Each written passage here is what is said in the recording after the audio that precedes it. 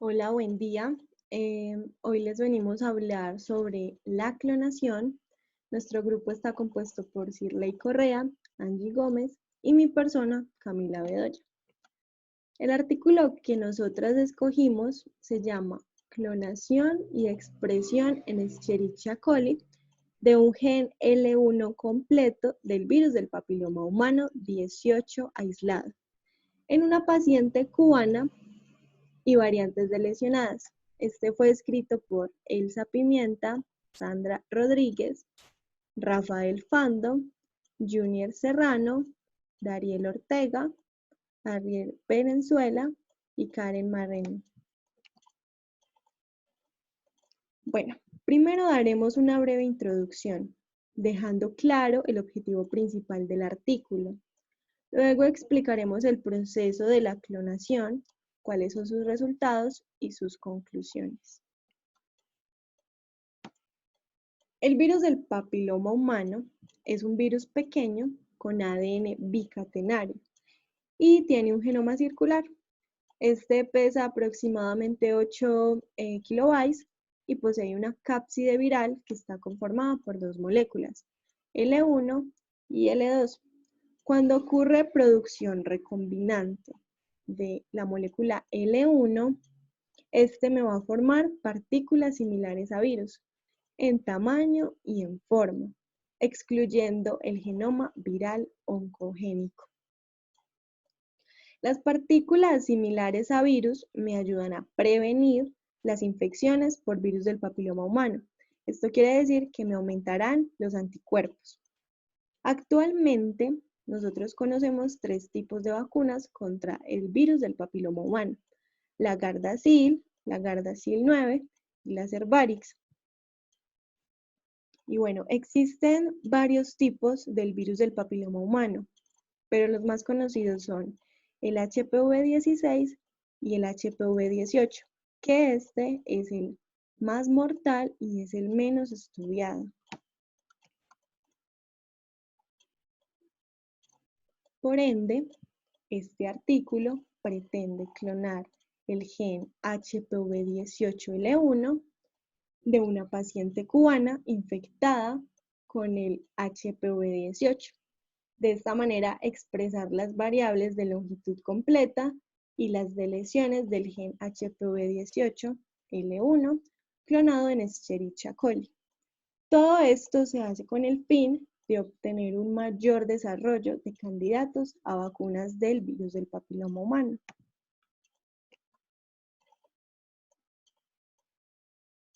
Métodos. Cuando hablamos de métodos nos estamos refiriendo a los procesos y técnicas que se llevaron a cabo para la extracción, aislamiento y posterior amplificación por medio de PCR del gen de interés.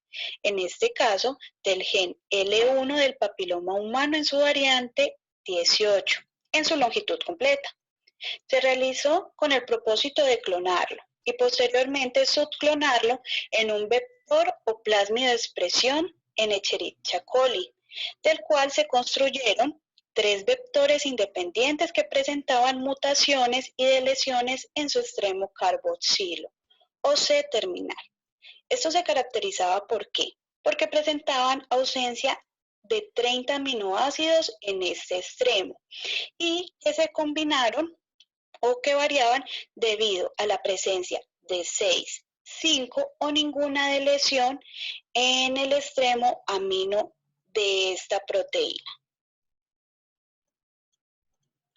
Ahora hablaremos en puntualidad de cada uno de los pasos que se llevaron a cabo durante este método. El primero fue la muestra clínica y la extracción del ADN total. Esto se hizo obviamente con el propósito de aislar por completo el gen L1-BPH18.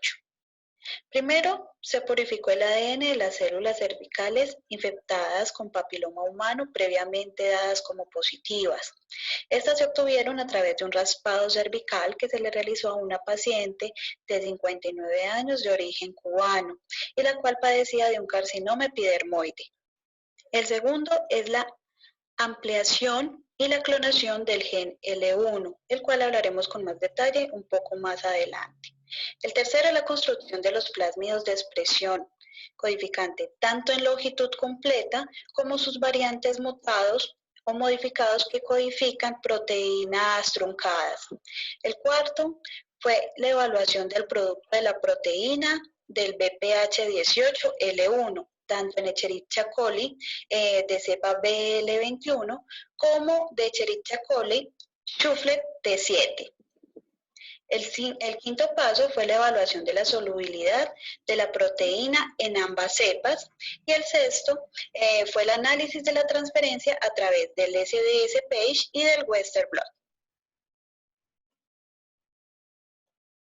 Hablemos un poco en qué consiste la clonación. Este es un proceso que se lleva a cabo mediante varios pasos. El primero de ellos es la hilación del gen de interés. En el caso de este artículo investigativo, como ya lo hemos venido viendo, es el L1 del papiloma humano en su variante 18. El gen L1 está compuesto por 1521 pares de bases. Una vez que identificamos este gen, es sometido a un proceso de PCR para permitir su amplificación. Cuando hablamos de amplificación, estamos hablando de generar muchas copias de este mismo gen. Una vez terminado este proceso, pasamos a la formación del vector o plásmido recombinante. Para obtener un plásmido recombinante tenemos que hacer el uso de enzimas de restricción. ¿Qué van a hacer estas enzimas? Las enzimas se encargan de realizar cortes específicos en zonas específicas del plásmido. Cuando hablamos de plásmido, ya venimos sabiendo, es una molécula de ADN. Una vez realizado este corte, quedan con ciertos extremos que generan como un espacio pegajoso al cual se va a adherir nuestro gen de interés. ¿Por qué es tan importante la formación del plásmido? Porque este va a actuar como un medio de transporte de nuestro gen hacia la bacteria huésped. Una vez obtenido el plásmido, entonces lo que hacemos es lo siguiente. Se va a depositar en un medio de cultivo en el cual se encuentre la bacteria que va a funcionar como nuestro huésped, ya sea para clonación o para expresión de una proteína específica, variante o derivada de este gen. Por lo general se utiliza mucho la Escherichia coli o la E. coli. ¿Por qué? Porque es una bacteria fácil de manipular. ¿Qué se realiza aquí? Se le aplica un golpe de calor. El golpe de calor lo que hace es dilatar los poros de la membrana de la bacteria, lo que permite que ésta se vuelva más permeable y deje el ingreso como tal de las moléculas o del plásmido a su interior. Una vez dentro de ella, nuestra bacteria ya está lista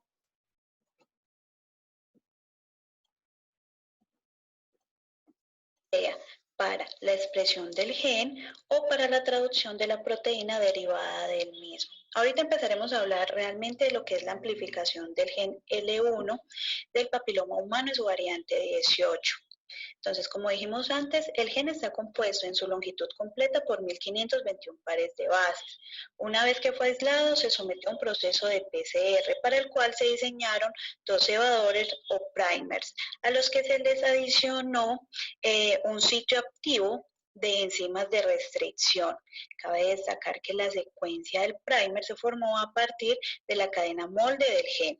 Estamos observando en la pantalla. ¿Por qué son importantes estos sitios activos o sitios de restricción? En este caso es el NDEL y el BG3. Estos son muy importantes porque influyen en el proceso de clonación que más adelante veremos y especificaremos un poco más. Las enzimas de restricción son muy importantes porque se encargan de reconocer como tal los nucleótidos de un segmento de ADN y también de realizar el corte en el punto específico cuando es necesario. En el caso de la enzima NDEL se incorporó en el cebador directo o primer forwards. BG3 se incorporó en el cebador inverso en la terminal 3'. Pasamos ahora al diseño del plásmido y la clonación. Ya tenemos nuestro gen L1 y para el proceso de clonación se usó un plásmido PGE-MT-EISI. Como se mencionó antes, nuestras copias ya tienen incluidos los sitios de restricción o enzimas de restricción, cuya función, como la vemos en la imagen, es cortar el plásmido en el sitio específico y permitir el acoplamiento del gen al vector. Para unir el fragmento del gen al plásmido interviene el ADN ligasa. función es formar los enlaces covalentes entre los nucleótidos. Una vez terminado este proceso, ya tendremos nuestro plásmido recombinante o vector recombinante, cuyo nuevo nombre es PGMT-EIC HPV18L1. Ya tenemos nuestro plásmido recombinante. ¿Qué hacemos? Se va a agregar en un medio donde se encuentra la bacteria huésped. Para este caso, se utilizó la E. coli Match 1. Una vez pasado el tiempo del proceso del golpe de calor y en el que se espera que se haya incorporado a la bacteria el plásmido, se realiza una siembra en un medio nutritivo, en el cual se espera que crezca solamente la cepa que incorporó el plásmido. Para asegurarse de ello, este medio también se le agregó antibiótico, lo que garantiza que solamente crezcan las bacterias que hayan sido capaces de adoptar el vector, pues las bacterias que no lo hicieron no son resistentes al antibiótico que se les aplicó. Vimos que solamente crecerán las bacterias que adoptaron o que absorbieron el plásmido, porque estos plásmidos también poseen un gen resistentes al antibiótico. Entonces les van a dar esa capacidad a la bacteria que no reaccione contra el antibiótico específicamente. En la investigación se utilizó la ampicilina y la kanamicina.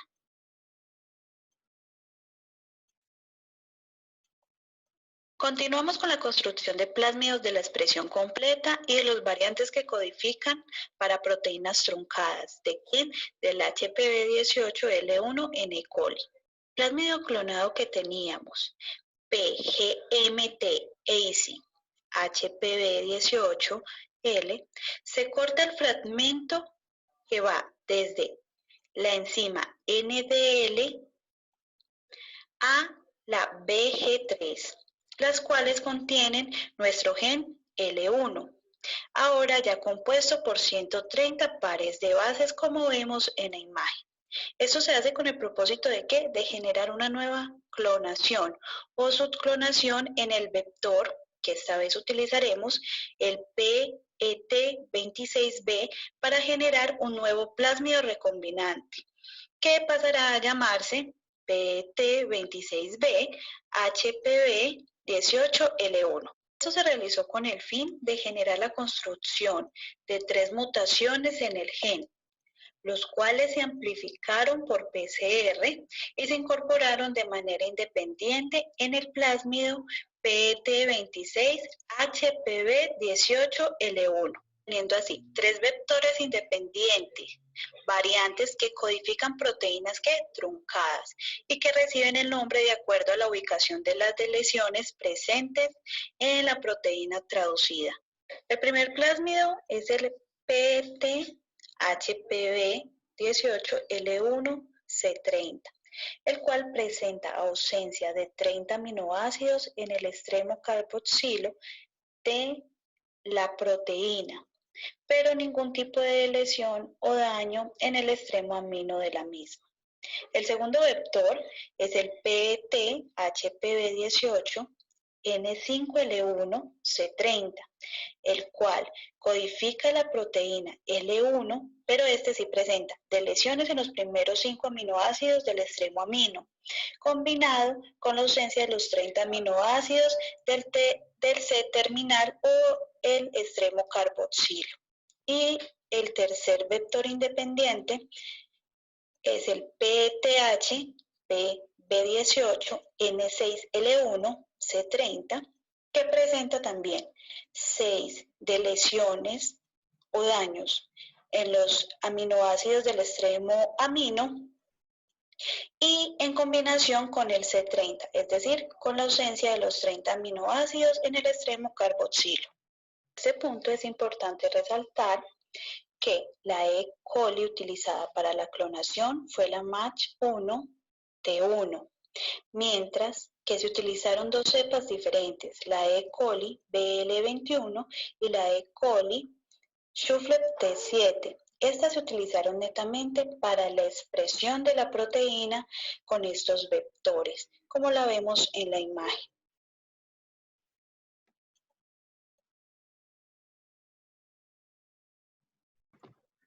Bueno, los resultados que se obtuvieron fueron que el gen el gen L1 del HPV-18 clonado fue 99.9 similar a la variante africana EF20-2152 y probablemente comparten un origen común con el linaje del genotipo 18. Las tres variantes truncadas de la proteína E1 del HPV-18 se produjeron a mayores niveles que la proteína L1 del HPV-18 de longitud completa, alcanzando mayores niveles en E. coli. La variante truncada solo por el extremo carboxilo L1C30 produjo niveles similares a las proteínas L1 de HPV-18 truncadas por ambos extremos.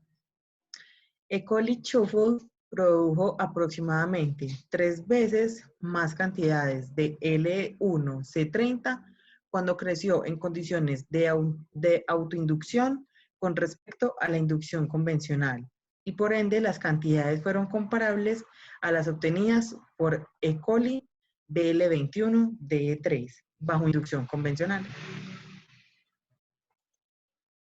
Fora 1 como tal es la representación esquemática de la secuencia de la referencia del papiloma humano variante 18 del gen L1, en el cual se incluyen los sitios activos de restricción y los primer forwards 18L1F y el primer reverse 18L1R del producto de PCR. Como tal, la amplificación del gen L1, y como vemos en la imagen, se muestra que su peso molecular con respecto al estándar es de 1524 pares de bases. En esta figura podemos observar cómo las proteínas se expresan en diferentes vectores. Ese es un medio de cultivo E. coli BL21. Bueno, en esta tabla podemos observar las variantes truncadas que pueden ocurrir a partir de un gen completo, que es este, marcando la proteína con una cola de histidinas, permitiendo el rescate del mismo gen. Bueno, en esta figura podemos observar cuál es la expresión de la producción soluble de variantes truncadas en Escherichia coli BL21. Esto se hizo en un gel de electroforesis de proteínas. Esto quiere decir que la proteína sí se expresó. Esta es básicamente lo mismo que esta, solo que acá se ve mucho más definida la expresión y se ve con menos ruido. Bueno, y en esta última figura se puede observar la expresión de esas variantes truncadas, pero en E. coli mezcle T7. Aquí podemos ver la expresión.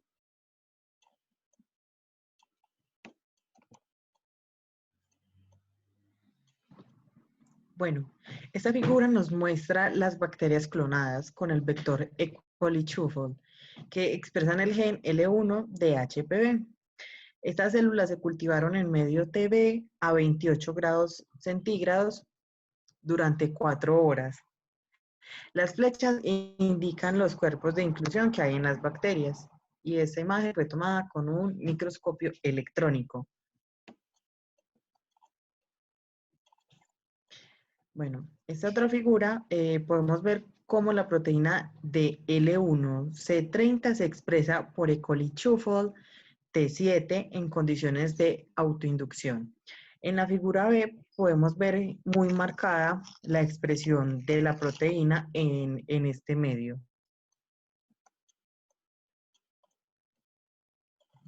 Bueno, y como conclusión tenemos que el truncamiento de 30 residuos de aminoácidos en el extremo carboxiterminal de HPV-18L1 hizo una contribución importante a producción de solubilidad de esta proteína de tipo salvaje en E. coli. Este es el primer informe sobre la producción soluble de la proteína HPV-18L1 en E. coli mezcle la atención. Sin embargo, se necesitan mayores cantidades de la proteína L1 para escalar su producción para desarrollar un candidato vacunal contra el HPV-18. Bueno, eso fue todo. Muchísimas gracias.